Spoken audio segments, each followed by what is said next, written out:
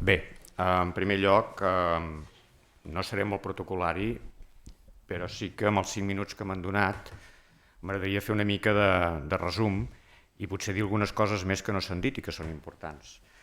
En primer lloc, evidentment, voldria agrair a totes les persones que han treballat perquè aquesta jornada penso que ha estat un èxit, no tant d'assistència però sí de temes que s'han tocat i de coses importants que s'han dit, i jo he anat prenent nota durant tota l'estona, m'he portat el bloc de notes, i hi ha algunes coses que penso que convé que les tinguem presents de cara al futur.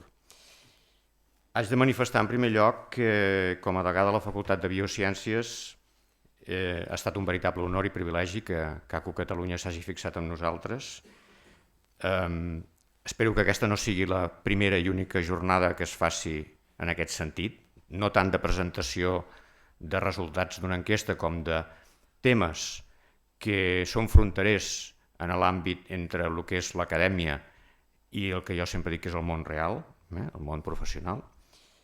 No és que nosaltres no siguem reals, però ja m'enteneu. Vull agrair també, com he dit, a les persones que s'han preocupat d'organitzar aquesta jornada i en especial al meu col·lega i amic, el professor Néstor Torres, que s'ha desplaçat expressament per fer la seva ponència, que jo he trobat magnífica. No esperava menys. Com a resum, jo diria que de les conclusions que podríem extreure, potser la primera i més important és que hem pogut constatar que a les universitats en general donem una bona formació als nostres estudiants, als nostres egressats, que evidentment els permet exercir professionalment en l'àmbit, valgui la redundància, de les professions relacionades directament amb les biociències. Moltes vegades són supervivents perquè aconsegueixen adaptar-se bé al món universitari i després fan una segona vida, una segona adaptació en el món professional. Però són joves i pensem que ho aguanten tot, no? Però, evidentment, també, com a segona conclusió, hem de veure que els ocupadors saben apreciar la formació que els hi donem.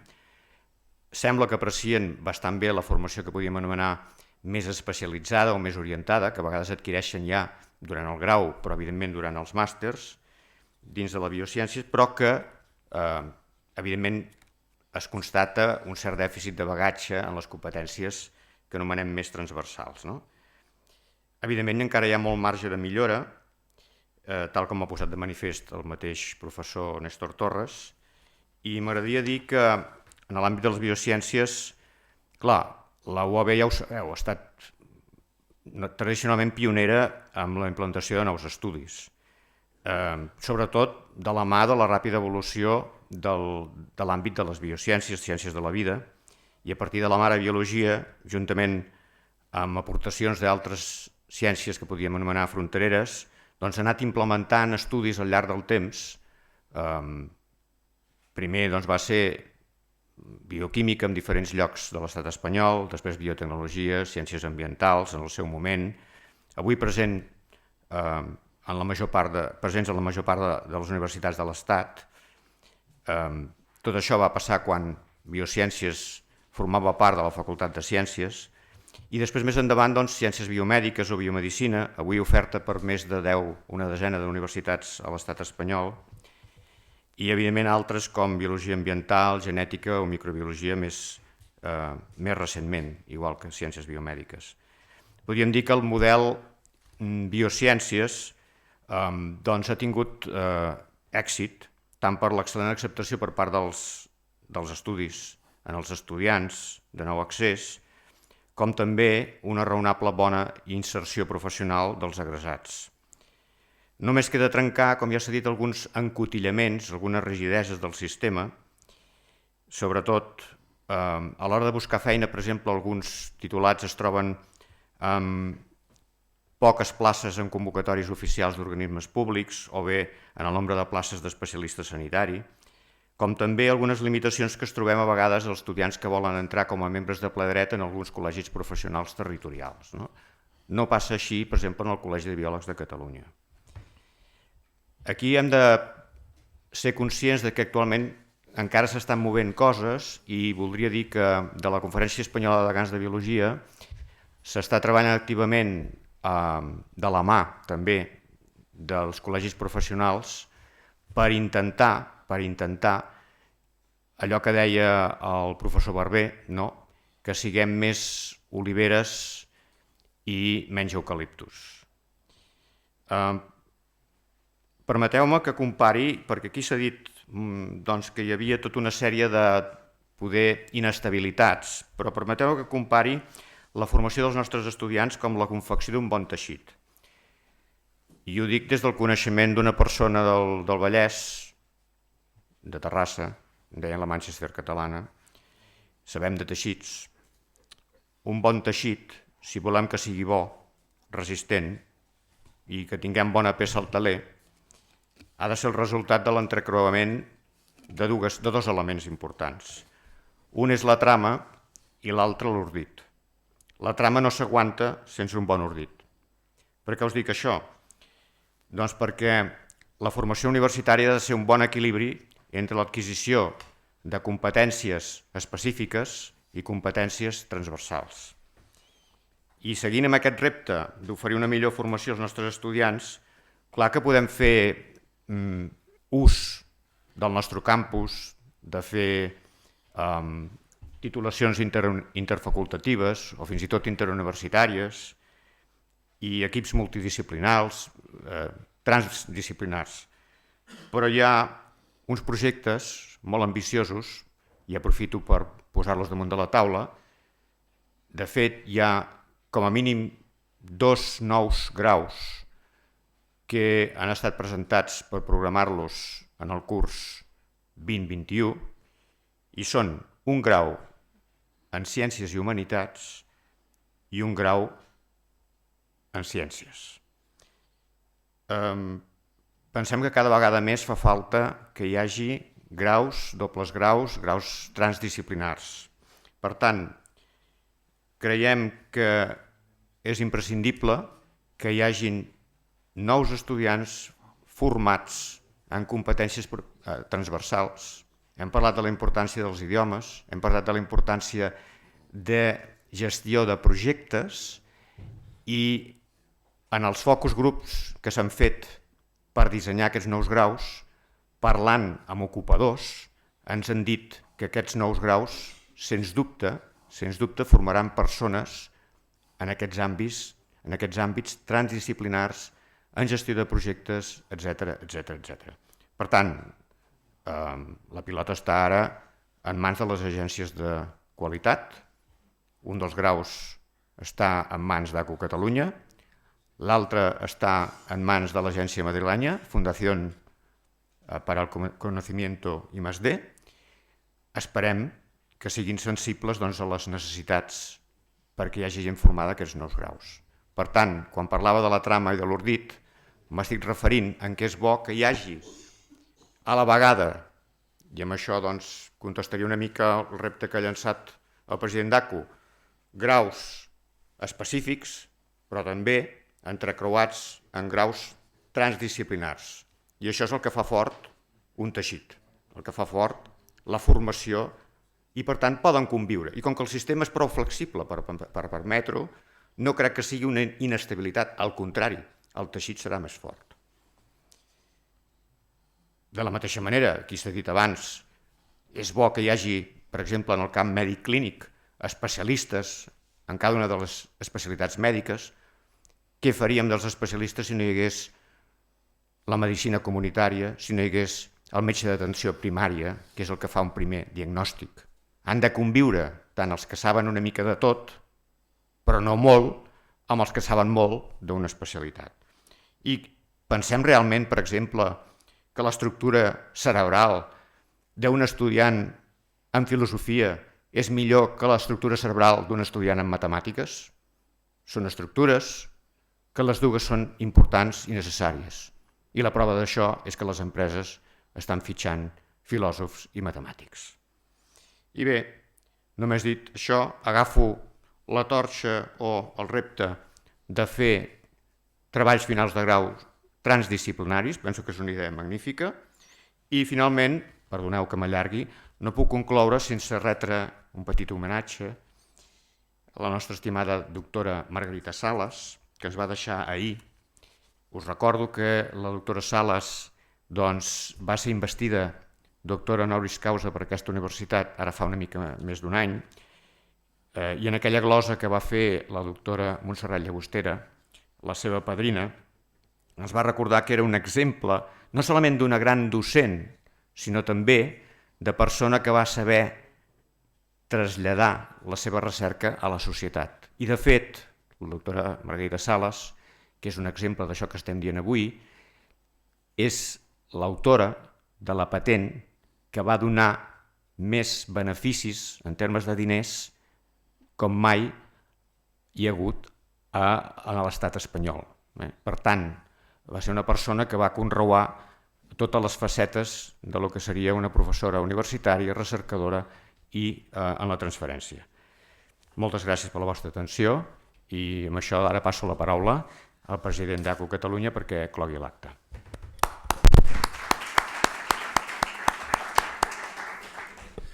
Moltes gràcies, estimat degà, moltes gràcies. En primer, diré 4 coses breument, perquè ja tots tenim ganes d'anar a dinar, veritat, i ràpidament. La primera és gràcies al degà, gràcies a l'Autònoma per haver acollit aquesta jornada. Era obvi que l'Autònoma era el candidat adequat per a fer-la.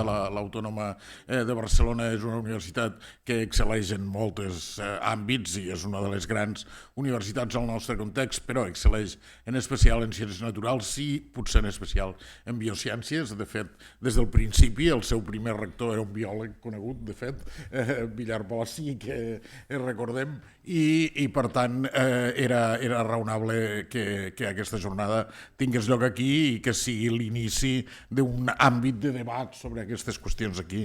És important. Vull donar també les gràcies en aquest capítol d'agraïment a les persones de l'ACU que fan possible això i que cuiden de nosaltres i que ho fan molt bé i que sempre estem ben atesos per aquesta raó. Per tant, gràcies també. La segona cosa, jo també volia evocar la figura de Margarita Sales, i ho ha fet molt bé el degà, i se m'acut afegir el que ell ha dit, 2 raons per a recordar-la poderosament. La principal és la que s'ha dit, òbviament, l'excel·lència de la seva recerca. Aquestes 2 que vaig a dir jo, utilitzant una expressió que és una mica un anglicisme, són una mica ortogonals, aquestes que vaig a dir jo, però una és que una dona de la seva generació arribant tan alt a l'àmbit de la ciència és molt important.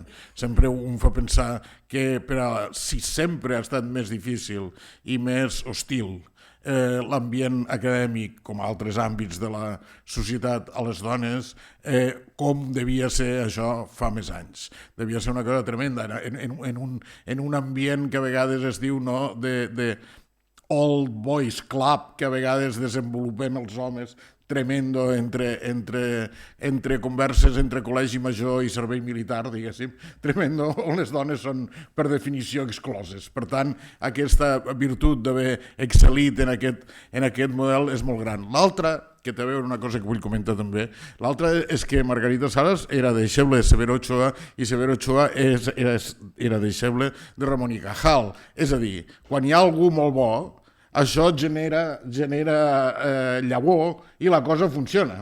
Quan hi ha algú com Ramon y Cajal, fixa't tu, Ramon y Cajal, i ara encara podem dir Margarita Sales, s'acaba de morir. Vull dir, això vol dir, val la pena apostar-hi per a que surtin aquests que són més genials, no? I això fa que en aquest àmbit la ciència, diguéssim, a Espanya sobresurti, perquè en altres àmbits no ha estat malauradament així fins ara, fa poc, i ara ja podrem.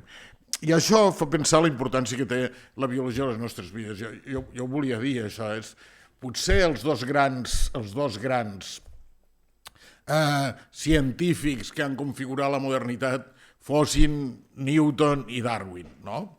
Però Newton i Darwin, fins que no va arribar al segle XX, van canviar la cosmovisió que teníem del món, certament, la van canviar. Newton, diguéssim, per a la natura i Darwin per a la vida, per als éssers vivents, però, clar, no tenien mecanismes per establir què passava què passava al nivell micro en això. No tenien l'explicació micro, no la tenia Newton i no la tenia Darwin. I el segle XX ha sigut això, ha sigut el desplegament de comprendre millor com funciona la natura i el que ens queda i com funciona la vida en un desplegament brutal, no? Diguéssim, de Watson i Crick fins ara increïble. Que posa molts reptes. Avui hem parlat només de com millorem, però posa molts reptes també a com ha de ser, s'ha dit incidentalment, com ha de ser la humanitat. Els avanços que tenim sembla que permetran, per exemple, posar remei a coses que ara preocupen a molts. Entre els meus doctorants cada vegada hi ha més vegans, no sé si us passa a vosaltres, joves, cada vegada hi ha més vegans. Dels meus molts són vegans. Però el veganisme per raons ètiques deixaria de tenir el sentit que té, almenys tal com ells ho argumenten, si fos possible amb cèl·lules mare fabricar la carn. Si això fos possible, ja la raó ètica no la hi hauria, perquè no hi hauria sofriment de cap animal per a obtenir aquell benefici. Hi hauria altres problemes que tu fes referència, però aquest no l'hi hauria. Per tant, això seria una manera de resoldre'l. En canvi, hi ha temes que ens plantegen desafiaments molt grans i que no sabem. És a dir, poder modificar genèticament l'ADN per curar una malaltia a tots ens sembla excel·lent, però pensem que es pot fer modificant genèticament l'ADN de les persones en el futur. Pensem això, que es pot fer. Si alguns poden triar les modificacions dels seus fills i els altres no ho poden triar. No vull anunciar a Brave World, però això és molt preocupant i això també ho hem de tenir present. Jo vull fer un avís en això. Dues coses més breus encara. Una és, jo des que vaig ser rector estic totalment compromès en el que s'ha insistit tant aquí, que a la universitat no ensenyen prou management i no ensenyen prou emprenedoria.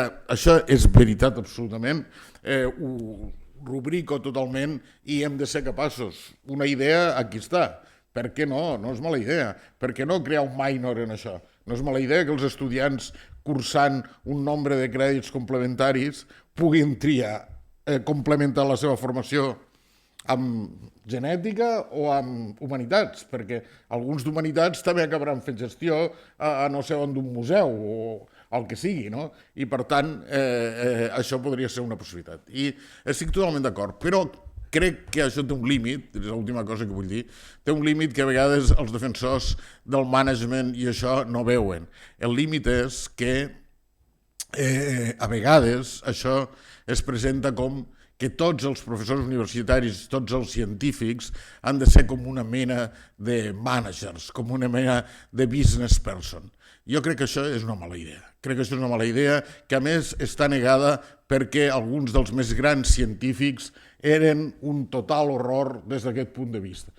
És a dir, el talent científic s'ha de deixar lliure i s'ha de cultivar a tots els àmbits. Hi ha gent que és incapaç del management, no sé, estic pensant, el que ha canviat la nostra vida des del punt de vista de la informàtica no hauria sigut possible sense ell. Era un personatge com Alan Turing que ningú l'hauria fitxat ni per a conserge, diguéssim, a la seva empresa, ni per a conserge, clarament, però tenia unes altres virtuts. Vull dir, el talent científic, el talent del recercador, del geni, vull dir, s'ha de preservar i s'ha de deixar créixer, perquè si a Alan Turing li haguessin fet fer cursos de management hauria sigut pitjor. No, li hauríem pres temps per al que sabia fer, vull dir. És a dir, qui diu Alan Turing diu Gödel, diu Wittgenstein, diu tants com van haver. Vull dir, no ho veiéssiu com una cosa contra el management, que no hi ho estic, tot el contrari, crec que això és necessari, crec que és molt important des del punt de vista més que cada vegada en alguns àmbits els nostres joves emprenen pel seu compte, emprenen i fan startups i això és necessari, és totalment necessari, però té un límit, jo voldria dir-ho, perquè jo he sentit en aquest tipus de reunions a vegades gent que diu és que tots els professors universitaris haurien de ser com managers, no? I tots haurien de ser aquesta business person. Jo crec que això no és una bona idea. Cada cosa ocupa el seu lloc i els científics són científics i en primer lloc ho són i són científics i són raros els científics, perquè per què no dir-ho? Els millors científics són una mica friquis. Això, com els millors artistes, però això forma part del tema i crec que ho hem de preservar. I moltes gràcies i anem a dinar. Gràcies.